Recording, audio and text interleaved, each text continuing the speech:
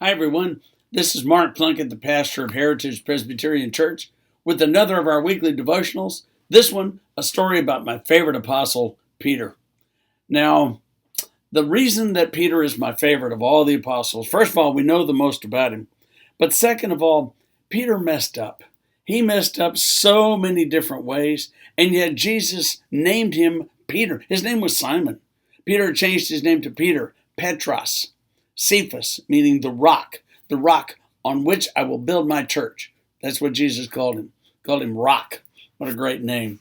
So this guy that messed up all the time ends up being the rock on whom Jesus was going to build his church. I love that. That gives hope to all of us, doesn't it? But I think Peter was not quite so certain of some things. There was a day when Jesus was talking to the apostles, like he did. He was always teaching them and stuff. He said, "Who do people say that I am?" And so the apostles were saying, "Well, some people say you're Elijah or one of the prophets or, John the Baptist even." And then Jesus leaned in. He goes, "Who do you say that I am?" Now, the way I think it went down is like this. I think there was an uncomfortable moment of silence. I think they all looked at each other, kind of trying to figure out who was going to answer. I think Peter said, and I don't think he declared it either. I think he said, maybe softly, "You're the Christ." Maybe even Peter made it a question. "You are the Christ?"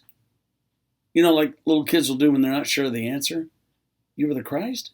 And then, Jesus was so, "Simon, you got it right. From this day forward, I'm going to call you Peter, on the rock on whom I'm going to build my church."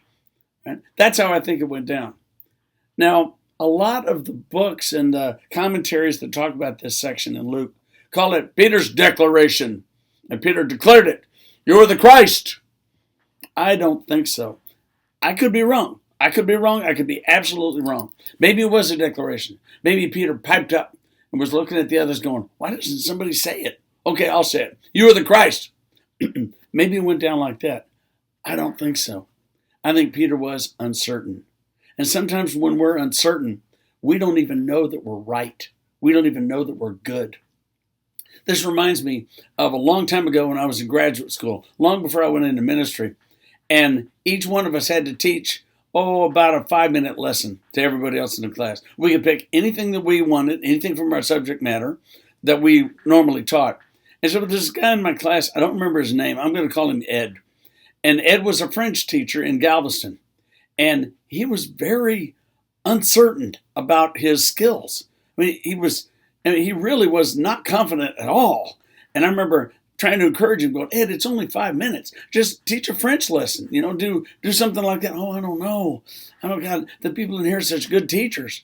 And of course, every day we got to see different people teach their different subjects, for 5 minutes. And some people were pretty good, and some people maybe not. And I kept telling him, "Ed, you're as good as these guys. I know you are." He was really uncertain. And finally, it was Ed's turn. And I thought, I hope he does okay. Holy cow. Holy cow.